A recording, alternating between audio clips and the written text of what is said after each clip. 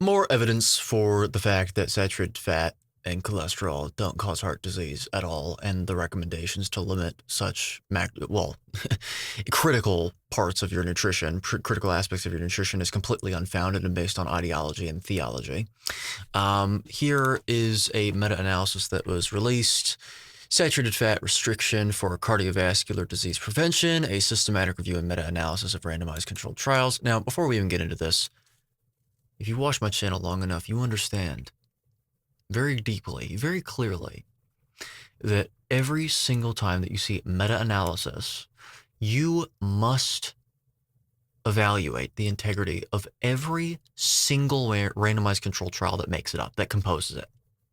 Now, why? You might think, well, what's the point of that? Because you're basically aggregating the results from all the randomized controlled trials into one macro result, composite result. So what's the point? You're going to see the integrity of all the results from the other studies.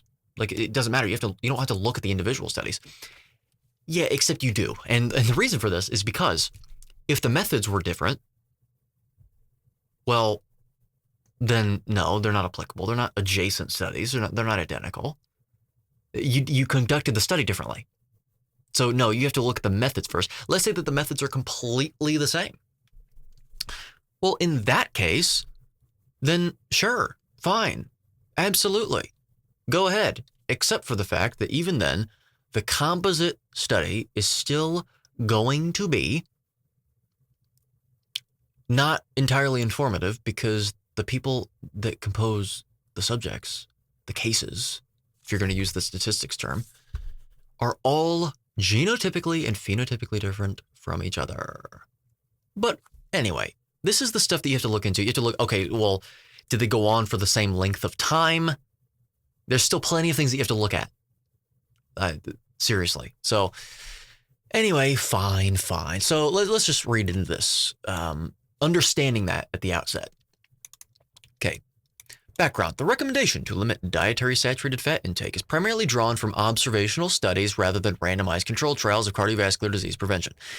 Yes, however, ironically, I'm actually more of a fan of observational studies, at least in many cases, than I am of randomized controlled trials, so long as they are done properly, sufficient sample sizes, sufficient degree of repeatability, because oftentimes the broader the inference, the more informative it is, the stronger the signal.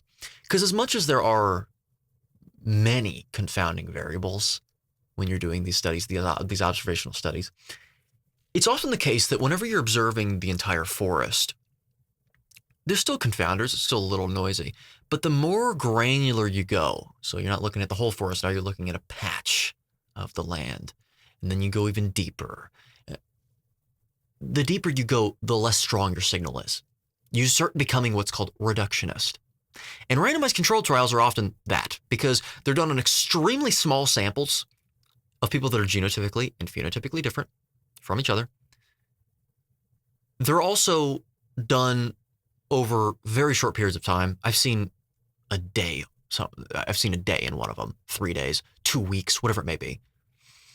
And even with that, sometimes they're reported improperly. You get a standard error reported as opposed to a standard deviation. You don't, it's a little silly to use a standard error when you're looking at a sample of a population that you don't know the parameters of, but in fact, it's completely irresponsible. But anyway, there's many problems that make it more noisy than anything else. Cellular biological studies as well are like this. Oh, here's this mechanism that shows these dietary implications that indicate that well, if you eat bacon, you're going to get cancer. You know, it's so noisy. The noise completely swamps the signal entirely.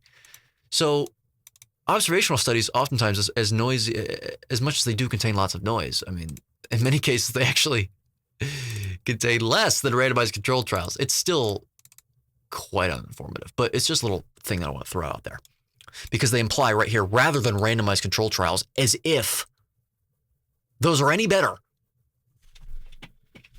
So anyway, of cardiovascular disease prevention, okay? Thus, we aimed to investigate the efficacy of saturated fat reduction in preventing mortality and cardiovascular diseases. Well, you're not going to inform upon that with this science, because it's not science, it's theology, because you can't control for people, for cases in human nutrition science. You also can't control for confounding variables and spurious variables. Nothing exists in a vacuum. So, no, they aimed to do it, fine, but they didn't do that. Efficacy is a cause and effect statement, and human nutrition science is theology because you cannot control for people in human nutrition science. Nothing wrong per se inherently with theology as long as it is, I don't know, conveyed responsibly. So anyway, just a little note there. Methods. In this systematic review and meta-analysis of randomized controlled trials, Cochrane Central, PubMed, and IQSHE databases were searched for articles, blah, blah, blah. We already know. Okay, so here's the results. Here are the results. 9 eligible trials. Okay, so those are 9 entire trials with 13,532 participants. Okay, with the same measures imposed onto them, same methodology, same length of time. The answer is no. Were identified. 2 were primary and 7 were secondary prevention studies. Okay, so that's also another confounder there. But whatever, fine. No significant differences. Okay, so when they say significant, they're talking about statistically significant. So they're talking about a threshold, 95%. Well, I mean, you're talking about a p-value. No significant differences in cardiovascular mortality. So there you go. Relative risk, so not risk, because risk is another cause and effect statement, but relative incidence is what they're talking about, equals 0.94. With a 95% confidence interval, so 2 standard deviations effectively, of the value landing between 0.75 and 1.19. So what do these numbers mean? Okay. This is why I like doing this, because if you don't know what these studies are referring to, well, I'm here to cut through that noise, okay? They're talking about relative incidence. So basically what they're doing is they're comparing in each individual randomized control trial. If you think of each individual, they took 9 of them. If you think of one individual one, they're comparing 2 groups. One's the intervention group where they tell them to restrict saturated fat. The other group continues consuming the amount that they reported to have already been consuming. So that's also another confounder.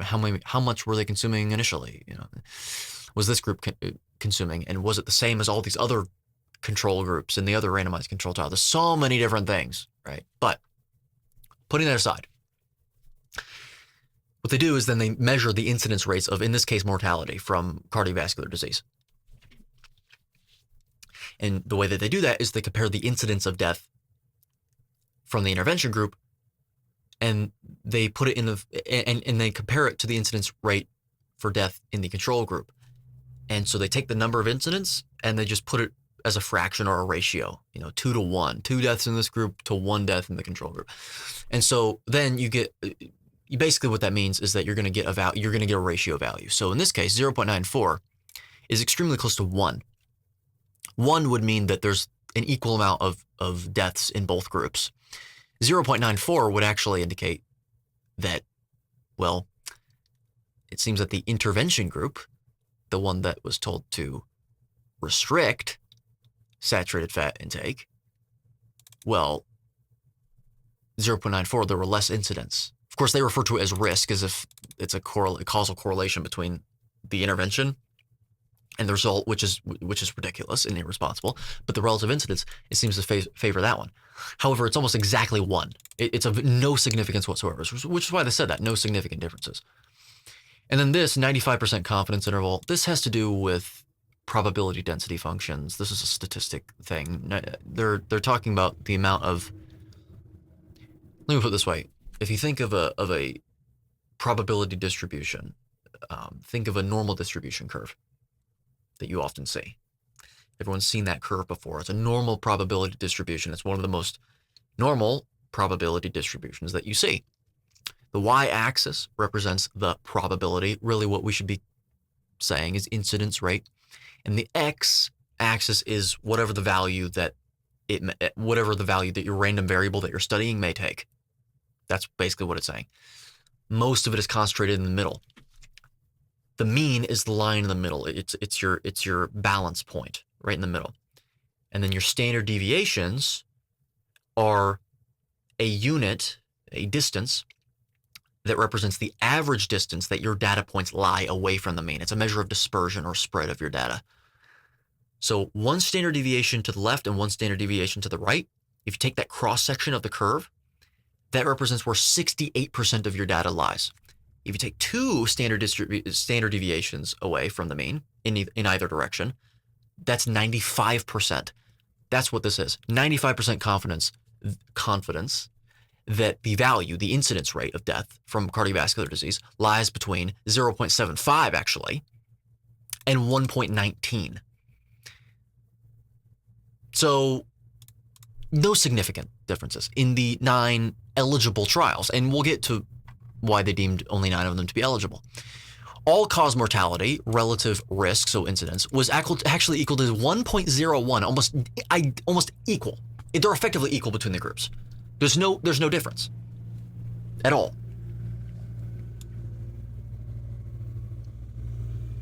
And in this case, it's a 95% confidence that there's 0.89 to 1.14 there. Sometimes you'll see confidence intervals actually listed as depicted rather as a cone. You could think of it as around a line on a graph. So if the line is graphed with a bunch of data points around it, it represents the line of best fit. But then sometimes the line of best fit will have like a cone around it to represent where the line actually could be. It's 95% confidence that the values are around there, that the line of best fit would be in those trajectories. So yeah, I'm into the numbers and stuff, so I'm very familiar with that. What else we got here? Myocardial infarction, RR equals 0.85, right? Okay, so 95% confidence that lies between 0.71 and 1.02, okay? And coronary artery events, 0.85. So were observed between the intervention and control groups. However, owing to limited reported cases, the impact of stroke could not be evaluated. Okay, so this was all cardiovascular disease of myocardial infarction, all-cause mortality, coronary artery events, etc. So the findings indicate that a reduction in saturated fats cannot be recommended at present to prevent cardiovascular diseases and mortality of statistical significance, really is what they're referring to, which also begs an entire question as to whether or not statistical significance represents practical significance in the real world, which oftentimes isn't the case. Because it's an arbitrary cutoff that is dependent on, that is really in reference to a p-value.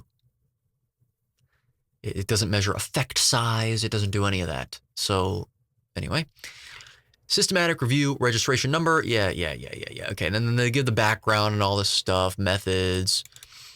And the graphic here pretty much sums up what they did. They found 9,987 records identified from databases, 16 previous study. Then they found 2,584 duplicate records excluded. Yeah, so they excluded those. They were left over with these. 7,400 records screened by title and abstract, 7,367 records excluded. Okay. Then they were left with 52 full-text articles assessed for eligibility, 43 full-text articles excluded records, no RCT11, non-saturated fat. So wrong outcome 2, duplication 1, non-original article 1. So they were left with 9 eligible ones, and of those were the results. So then you get the characteristics of each individual randomized controlled trial. And so you see, for example, this one was done in 1965. St. Mary Hospital in the UK. The population was post-MI or angina. Number of participants, intervention over control, 54 to 26. So that's already sort of a problem. A lot of times it's because of exclusion criteria. Sometimes people leave the study for some reason and all that. They have to be excluded from the study. Sex, NA. Okay. Diet in the intervention group. Well, statin users, none. None of them are statin users, so that's good. Diet in the intervention group. Avoid animal fat with supplementation of olive or corn oil. Right. And then difference in saturated fat intake and a follow-up. So it went on for 2 years. See all this stuff? All these studies went on for different time periods. 2 years, 5 years, 5 years, 8 years, 2 years, 4.5 years, 3.25 years, 5 years, and 2 years. And also the primary outcomes were measured differently. Sudden death or MI in this case, coronary heart disease relapse, myocardial infarction, sudden death or definite myocardial infarction. I still messed that up. Okay, MI, again, MI, sudden death or death, CAG change, death. This was just overall death. And then this was anthropometric change. So basically, visual appearance, how someone looks, their affect. But sometimes that could actually be measured quantitatively instead of with visual perspective, like with a BMI, which actually makes this even more noisy, because if it was measured with BMI, you know, what if there were no anthropometric changes at all based on BMI, but there were visually? Like, you know, it just depends on what metrics were there. Anthropometric change is kind of vague. And lipid profile, assuming that lipids have anything to do with causing heart disease, which they don't, which we know that. And I wrote about this extensively in my book, Contrainidicated. By now, link in the description below for the second edition in paperback, hardcover, ebook, and self-narrated audiobook editions, because I'm all about authenticity. In fact, it's one of the longest parts of chapter 3, which is just a myth-busting chapter. It's called "The Man Makes the Myth and He Becomes a Legend." And we go deep into the hemodynamics of heart disease. What is the unequivocal cause of heart disease? And, well, it's damage to the arteries. And fat doesn't do that. Cholesterol doesn't do that. Why would it do that? Those things are all going through your bloodstream at all times. And the amount that goes through your bloodstream, depending on diet, is pretty constant unless you're eating a lot of carbohydrates, in which case you have high triglycerides a lot of times, or at least you develop that, which is primarily associated with fructose consumption and also higher insulin levels. Higher insulin levels are oftentimes developed with a mixed diet of fat and carbohydrates. So, oh, well, Eddie, then what's the culprit then? Because fat is mixed up in that little equation. Well, which one of those macronutrients isn't required for human consumption at above a certain concentration in the bloodstream induces harm? Well, it's carbohydrates. Yeah. All right. Well, anyway, so let's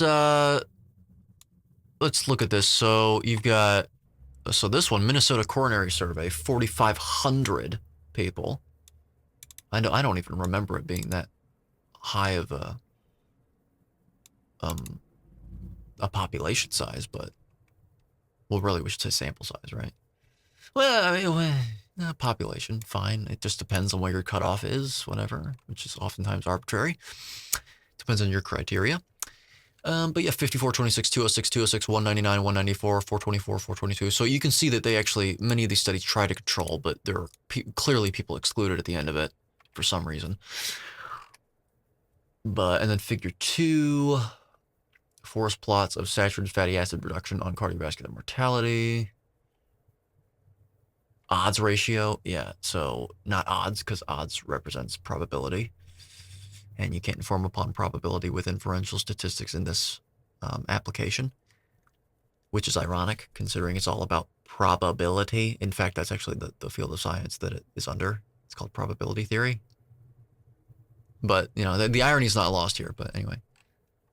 Okay, so then you got all these other graphs, like, right, okay, so this is differential of saturated fatty acid consumption in percentage, and how that relates to the relative risk ratio in the cardiovascular death. And you get R equals 0.2, so not really an association whatsoever. No statistical significance either. R of 0.5, which is also not really that strong. And then you've got another one, R equals -1, because there are 2 data points. 2? What the hell? So this is another reason why you shouldn't just look at an R value to determine the strength of a linear regression or a linear association. Because it says R equals -1, like a perfect negative correlation. And yet there's only 2 data points, which is why. Sample size matters. Wow. R equals 0.5. Look at that. 1, 2, 3, 4. They're not going to be of any significance whatsoever. All these linear regression type style things. It doesn't mean anything. It means absolutely nothing. Odds ratio. Okay, we get it. We get it. The implications here. Well, the implications here are that there has never, ever, ever, ever been evidence that is of any significance, of any sufficient informative level that warrants the discouraging of saturated fat consumption in the diet to prevent heart disease. Cardiovascular disease in general. None. There never has been. This is fact. I mean, how long have we been consuming saturated fat and cholesterol in the diet? Now, look. This is usually a very superficial, simplistic argument, because it is true that just because you've evolved to consume something doesn't mean that the diet itself helped you to optimize your lifespan and health span. Because evolution, when you talk about Darwinian evolution, genes optimize for reproduction. So there are behaviors that you can adopt, or that we could have adopted evolutionarily, that actually would have led us to living shorter lives and having shorter health spans, let's say, that wouldn't have been negatively selected for, because it didn't interfere with the survival of an organism to the degree that would prevent it from reproducing. It selects for reproductive capacity. It doesn't select for lifespan and health span, strictly speaking, which is true. To which I have two responses to that. Number one, okay, great. Now find me any bit of scientific study of veracity and of sufficient capacity to inform upon what dietary interventions we should introduce in order to maximize and optimize health span and lifespan. That isn't merely your opinion, because that's not possible.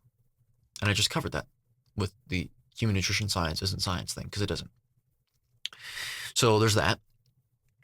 And then also, whenever we actually compare our genes to other genes of other animals, it looks like we should be living about 120 to 150 years of age.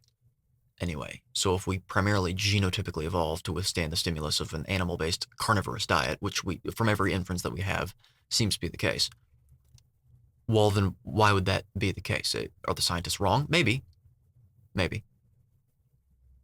could be. But seems awfully odd that we would have still had the capacity to genotypically live to that long, just observing our genotype. Despite the fact that, well, we primarily evolved to consume a carnivorous diet from many hard inferences. I think the hardest inference is the atrophying, you could say. It's not really an atrophying, but to get the point across, of our cecum into an appendix. A cecum is literally designed to digest fiber into short-chain fatty acids, volatile fatty acids, for fuel, for organisms that eat lots of plants. Primates have a cecum, for example. It's designed to pack in fiber and ferment it. We have a small capacity to ferment fiber still, because we still do have a cecum, fine. But it's an appendix, which is a vestigial part of a cecum, of a larger cecum, rather. The fact that we can't digest fiber is right there, I think, the strongest inference. I really do think it's the strongest inference. And then there's the second inference that is a little more weak, which is our efficiency for gluconeogenesis being that of hypercarnivores. Because ostensibly there would be a negative selection pressure to get rid of that efficiency for gluconeogenesis if we were consuming a regular amount of carbohydrates, exogenous carbohydrates in the human diet.